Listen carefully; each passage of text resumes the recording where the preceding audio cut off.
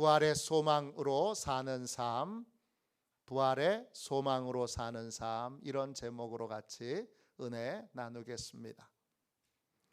오늘은 부활절을 맞이하여 음악가 구스타포 말러, 이 사람이 34살 때 작곡한 교향곡 2번 부활, 다 들으면 1시간 반 정도 되는데 저희가 5악장만 해도 38분입니다. 다 들어볼까 그러다가 다시 잘라서 맨 마지막에 가사가 나오는 합창 부분만 듣도록 하겠습니다.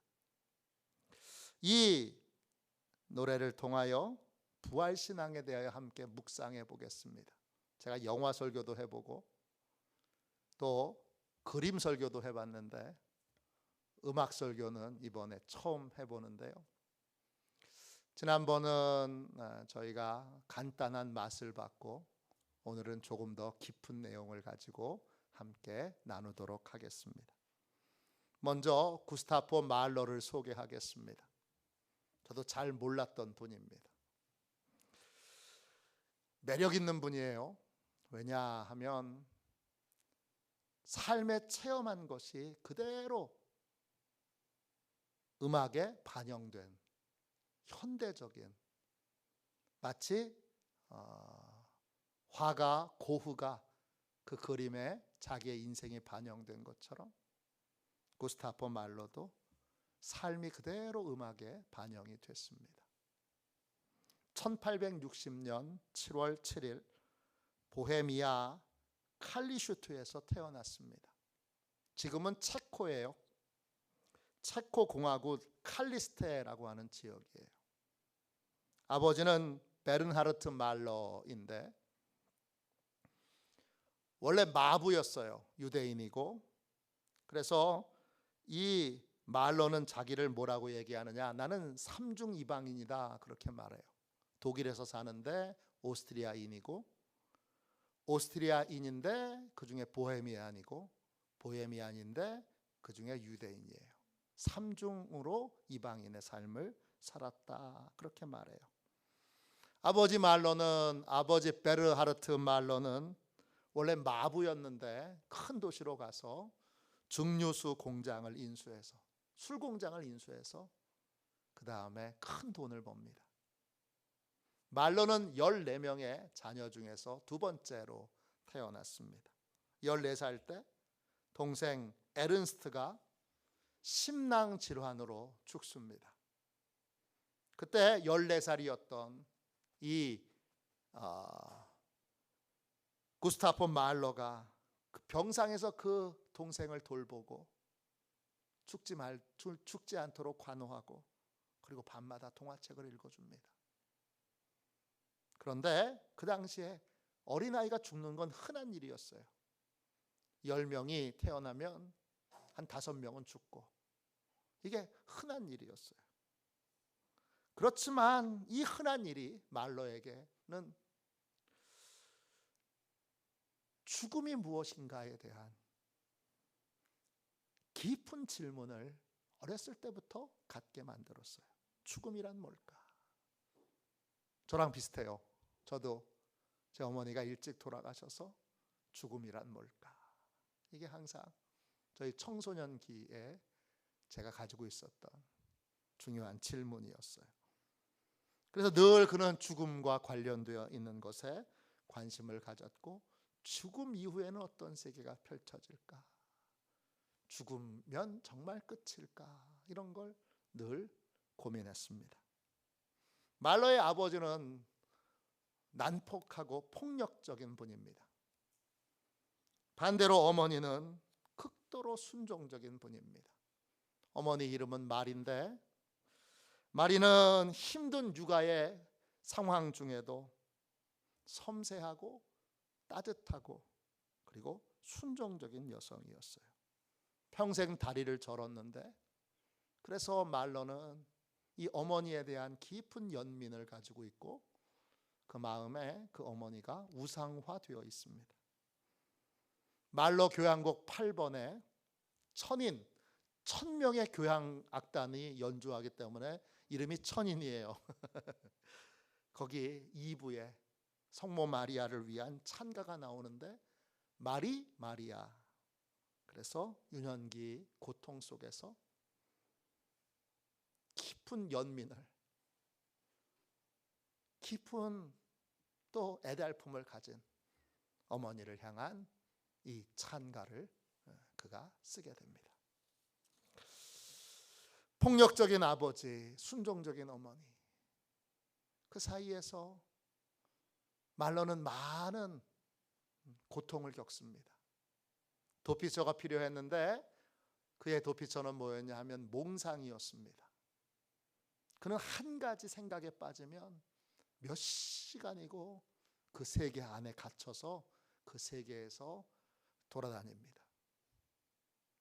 어느 날 아버지하고 말러가 산책을 하는데 아버지가 끝내지 못할 일이 떠올라서 일을 하러 갔어요. 그리고 아버지가 정신없이 그 일에 몰입해서 일을 하다가 문득 떠올랐어요. 아차, 아들을 숲속에 두고 왔지. 큰일 났다. 그리고는 숲으로 달려갑니다. 시간은 한참 지난 후였어요. 근데 재밌는 건 그때까지 말러는 그 자리에 꼼짝도 하지 않고 혼자서 그 숲에서 몽상에 빠져 있었어요. 한 걸음도 움직이지 않고 몇 시간 동안을 있었습니다. 이런 몽상 또는 요즘은 몰입이라고도 하는데 이건 말러에게 아주 탁월한 재능이 되었습니다. 어른이 된 후에도 기차 안에서 몇 시간씩 음악을 속으로 작곡하다가 기차가 도착했는데도 서너 시간이 지나도록 일어나질 않았습니다. 또 어느 날은 그 열차에서 악보를 보고 돈을 벌어야 하기 때문에 이 작곡으로는 돈이 안 돼서 지휘를 계속하고 지휘자로서 상당한 인기를 끌었는데 그 악보에 푹 빠져서 기차가 도착했는데도 4시간, 5시간씩 그 자리에 앉아가지고 악보에 몰입해서 기차가 도착한 줄 몰랐습니다. 나누다가도 대화하다가도 갑자기 몽상에 빠져서 몇 시간씩 가만히 넋나간 사람처럼 있습니다. 그래서 보기에 따라 어떤 사람이 보기에는 굉장히 매력 있는 사람처럼 보이고 또 어떤 사람이 보기에는 굉장히 무례하게 보입니다. 이런 그의 특징을 잘 나타내는 가곡이 하나 있습니다. 말러의 곡 가운데 제가 제일 좋아하는 곡입니다. 요즘 많이 들었습니다. 제목이 나는 세상에서 잊혀지고입니다. 언제 기회가 되시면 꼭 한번 들어보십시오. 짧아요. 깊은 고요를 느낄 수 있습니다. 너무 좋아요. 어렸을 때 말러는 피아노 교습을 받습니다. 남다른 음악적인 재능을 발견하고 이웃에서 말러의 피아노 치는 걸 듣고 빈 음악원으로 음악 공부를 전문적으로 시켜보면 좋겠다 이런 충고를 합니다. 그 말을 들어서 15살인 말러를 아버지가 데리고 빈 음악원의 피아노 교수인 앱스타인에게 가서 오디션을 받습니다. 교수님은 말러가 피아노를 딱 치고 5분도 안 돼서 피아노를 그만하게 하고 이렇게 말합니다. 말러 씨, 당신의 아들은 타고난 음악가입니다. 아들의 장래가 걸린 중요한 문제를 결정하러 왔는데 피아노를 5분도 안 듣는 것에 놀랍니다. 그리고 그 교수가 얘기하는 확신에 대하여 아버지는 믿어하지 않습니다. 그러자 교수가 다시 말합니다. 절대 터무니없는 이야기가 아닙니다. 제가 틀렸을 리 없습니다. 이 젊은이는 타고난 예술적 기질을 가졌습니다. 이 아들은 아버지의 기업을 물려받지 않을 겁니다. 교수의 적극적인 추천으로 말러는 빈 음악원에 입학합니다. 아버지가 그래도 부자예요. 자기 친구들은 다 가난했지만 말러는 가난하지 않았습니다. 당시 음악계는 두 개의 큰 줄기로 양분되어 있었습니다. 현대적인 음악을 추구하는 바그너 파가 있고, 그 다음에 고전 낭만파 음악을 추구하는 브람스 파가 있습니다. 말러는 평생 바그너를 존경합니다. 바그너처럼 현대적인, 역동적이고, 그 다음에 모든 인생의 희노애락을 담는 그런 감각적이면서 파괴적인 음악을 하길 원했습니다.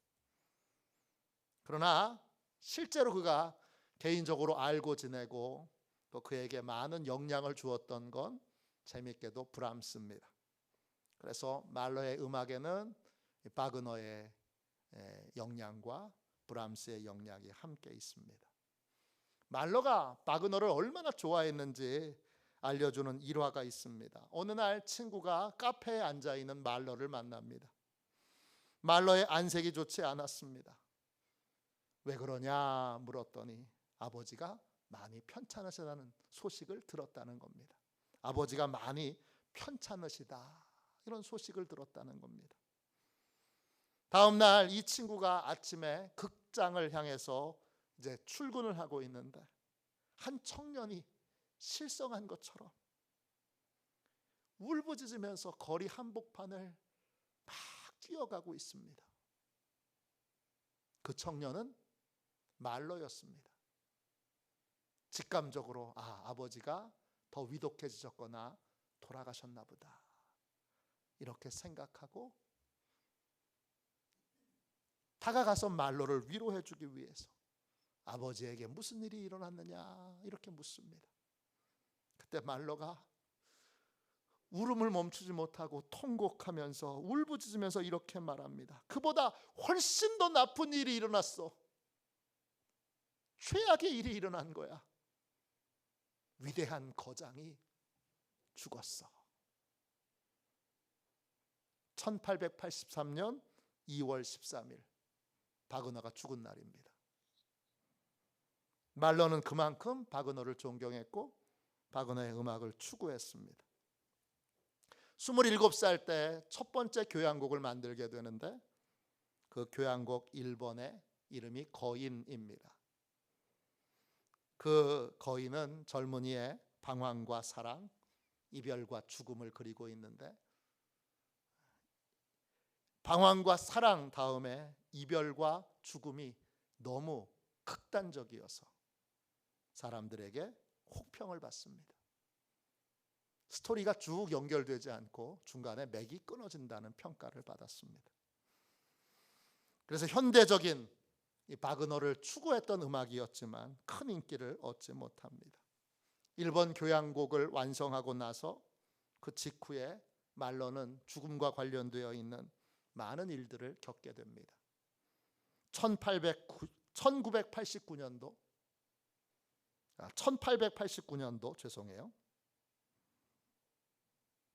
1889년 2월에 아버지가 죽습니다. 그리고 10월 11일에 어머니가 죽습니다. 그리고 여동생 레오폴디네도 뇌종양으로 죽습니다. 한 해에 3명의 가족이 죽습니다. 갑자기 아버지 어머님이 다 돌아가시고 집안의 가장이 되어버린 이 말러는 동생을 돌보면서 어렸을 때부터 늘 품어왔던 죽음에 대한 질문을 더 심각하게 갖게 됩니다. 죽음이란 뭘까? 죽음 이후엔 어떻게 되지? 이 많은 고민과 갈등을 겪다가 1893년도 여름 휴가에 알프스에 있는 슈타인바흐의 작은 오두막에 자기를 일부러 가둬두고 거기서 작곡을 합니다. 그때 작곡을 했던 곡이 오늘 우리가 함께 들을 교향곡 2번 부활입니다. 이 곡은 1년 후인 1894년도에 완성됩니다. 죽음에 대한 질문으로 작곡을 구상을 시작한 지 5년 만에 완성된 곡입니다.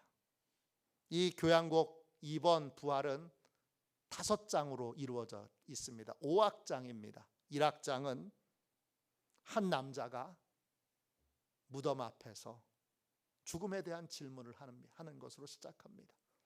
죽음이란 뭘까? 우리는 영원히 살 수 있는가? 2장에서는 죽은 사람과의 아름다운 추억을 회상합니다. 3악장에서는 죽음 이후에 대한 공포와 의심으로 방황하는 자기의 마음을 그립니다. 말러가 영향을 크게 받았던 인물 중에 신은 죽었다 라고 얘기했던 쇼펜하우어와 그리고 그 죽음의 철학자들이 있습니다. 교향곡 1번의 제목도 거인이라는 제목이 거기에서 상당히 영향을 받았습니다. 죽음 이후에 아무것도 없는 건 아닌가? 요즘도 지금 이 시대의 젊은이들이 가장 인기 있어 하는, 지금 우리나라에서 제일 인기 있는 철학자는 쇼펜하우어입니다. 쇼펜하우어의 철학을 한마디로 얘기하면 헛꿈 꾸지 마예요. 좋은 일은 일어나지 않아. 헛꿈 꾸지 마. 이게 쇼펜하우어의 철학의 핵심입니다. 니체와 함께 한 2년 전에는 니체가 우리나라에 한동안 인기를 끌었습니다. 지금은 쇼펜하우어가 인기를 끌고 있는데 니체와 쇼펜하우어의 시대였습니다. 그래서 죽음 이후에는 아무것도 없는 것이 아닌가?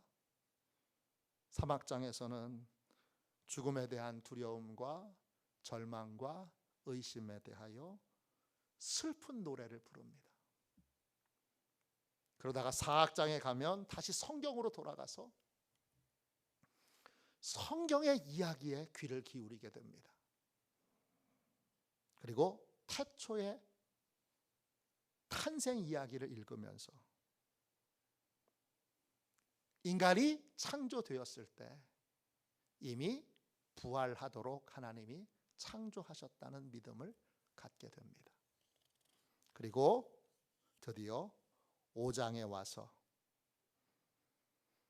죽음의 공포에 직면한 한 남자의 두려움, 그걸 표현하고 그리고 최후 심판이 시작되고 사람들이 줄을 지어서 심판을 받으러 가는 모습이 나타납니다.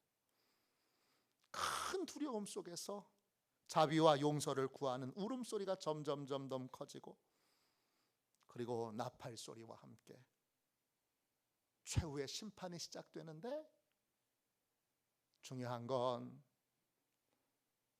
말러에게, 34살짜리 말러에게 성경의 메시지를 더 깊이 알려주는 사람이 없어서 그는 심판 없이 모든 사람이 영광의 부활에 참여하는 것으로 그렇게 메시지를 냅니다. 그렇지만 중요한 건 심판의 부활과 영광의 부활이 있다는 걸 말로는 몰랐습니다.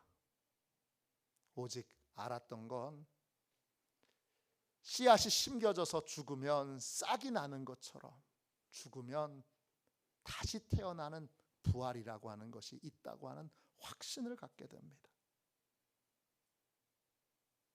그리고 그 영광의 부활에 대한 환희와 감격과 기쁨을 노래합니다.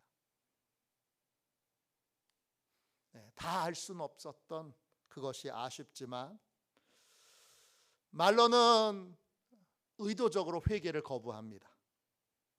왜냐하면 그는 초인사상, 니체의 초인사상에 사로잡혀서 그래서 유부녀를 좋아했고 가정을 파괴할 뻔했습니다. 남편이 그 아내가 말로와 연애를 하고 있다는 걸 알게 돼서 남편이 자살 시도를 하고 정신병원에 갇히고 그 과정에서 부인이 정신 차리고 말로를 잘라버립니다. 근데 그걸 진실한 사랑으로 포장합니다.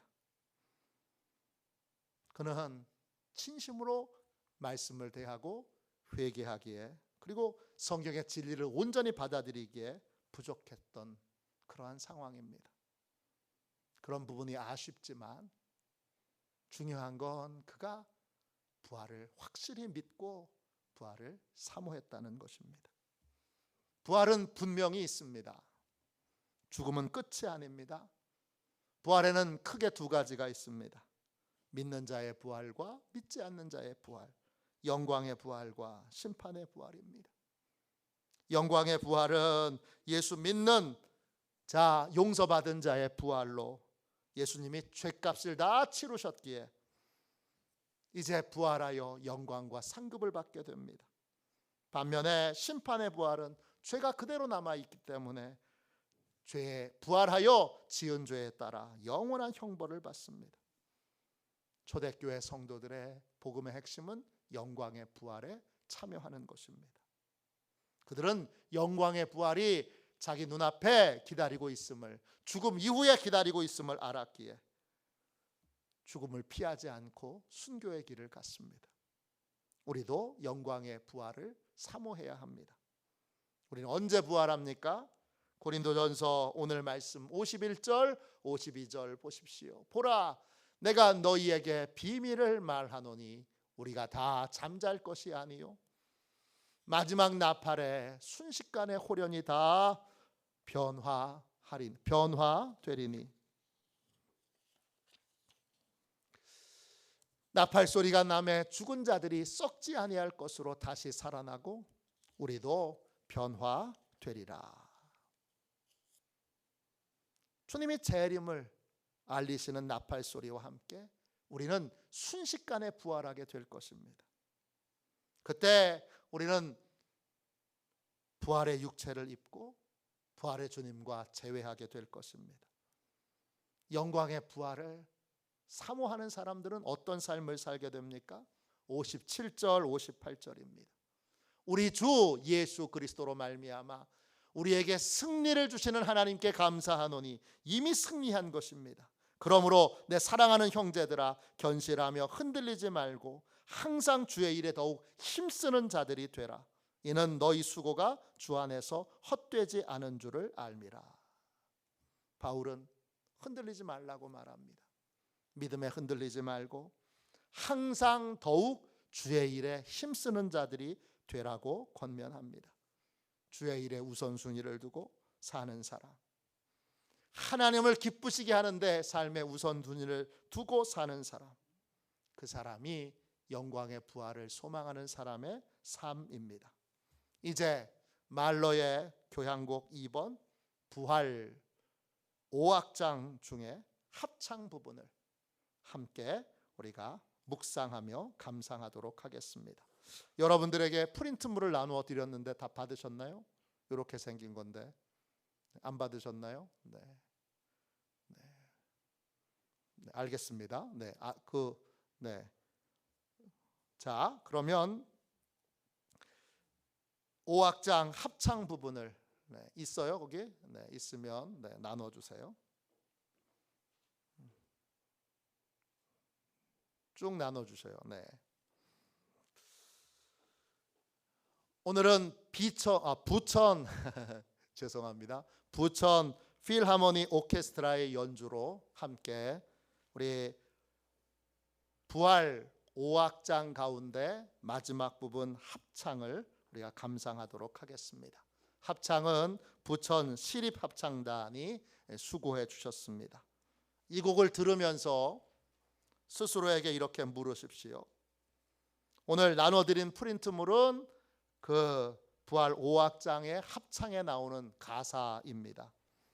음악평론가 이용숙 씨가 번역하신 번역본이 여러 가지가 있는데 제일 권위 있는 번역본을 여러분들에게 나누어 드렸습니다. 우리는 이 곡을 함께 들으면서 스스로에게 물어봅시다. 나는 진심으로 영광의 부활을 믿고 영광의 부활을 사모하는 삶을 살고 있는가? 한 곡은 14분 정도 됩니다. 그러니까 길지 않으니까 여러분이 충분히 들으실 수 있고, 이번 기회에 또 말로의 부활의 이 교향곡을 전곡으로 듣고 싶으시면 그때 나중에 여러분이 개별적으로 들으시면 되겠습니다. 우리 함께 나는 진심으로 영광의 부활을 믿고 영광의 부활을 사모하는 삶을 살고 있는가? 이 곡으로 함께 질문하며 감상하시기를 바랍니다.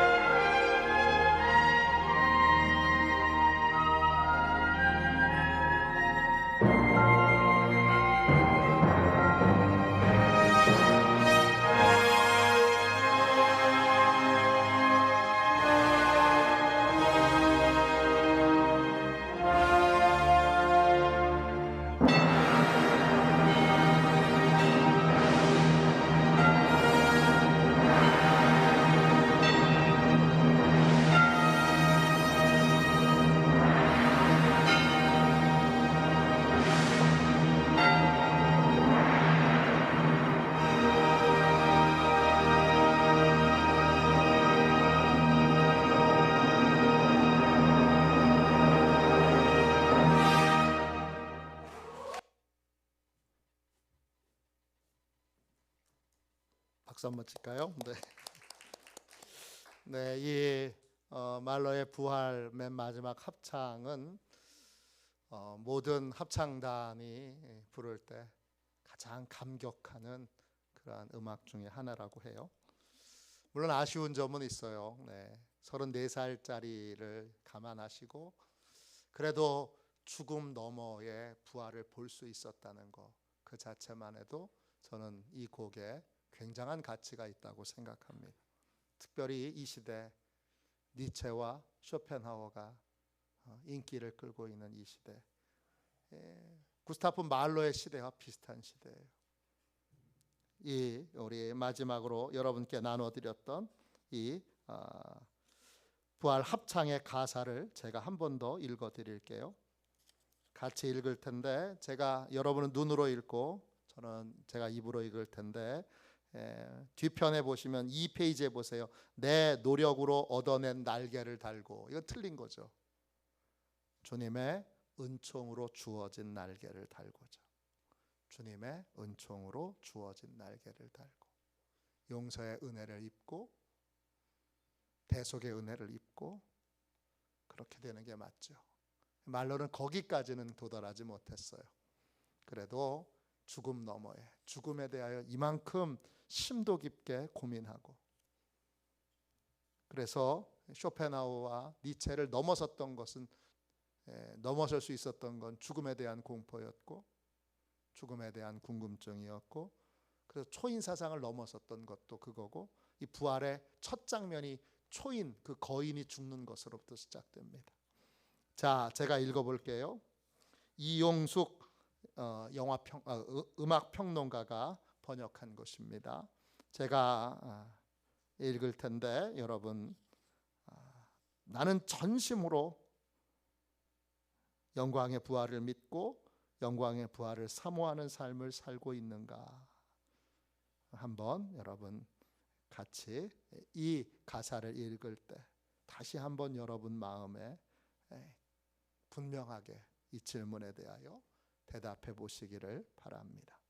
앞부분은 어떤 시인의 시예요. 클롭 쇼토크라고 하는 분의 시를 앞부분엔 말러가 인용했고 뒷부분은 말러가 쓴 거예요. 제가 읽을게요. 부활하리라. 그래, 부활하리라.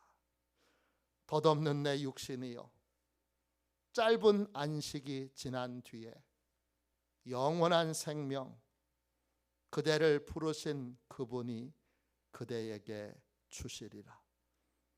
그대는 씨로 뿌려져 다시 꽃 피우리니 추수하시는 주님이 오셔서 볕단을 한데 모으시리니 세상 떠난 우리들을 한데 모으시리니 오 믿어라 나의 마음이여, 오 믿어라.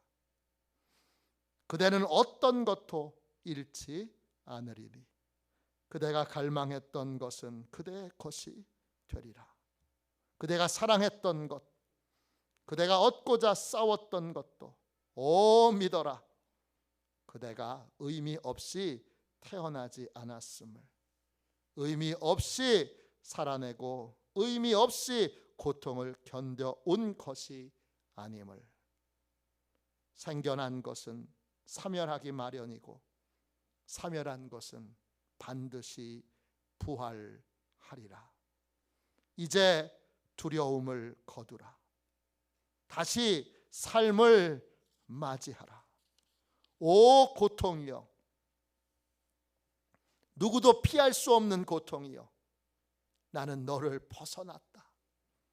오 죽음이여, 만물을 제압하는 죽음이여, 이제 내가 제압당했다. 날개를 달고 주님의 은총으로 주어진 날개를 달고 격렬한 사랑의 갈망으로 날아오르리라. 빛을 향해, 누구도 볼 수 없었던 빛을 향해 날개를 달고 주님의 은총으로 주어진 날개를 달고 날아오르리라. 살기 위해 죽으리라. 부활하리라. 그래 부활하리라. 내 마음이여 어서 일어나라.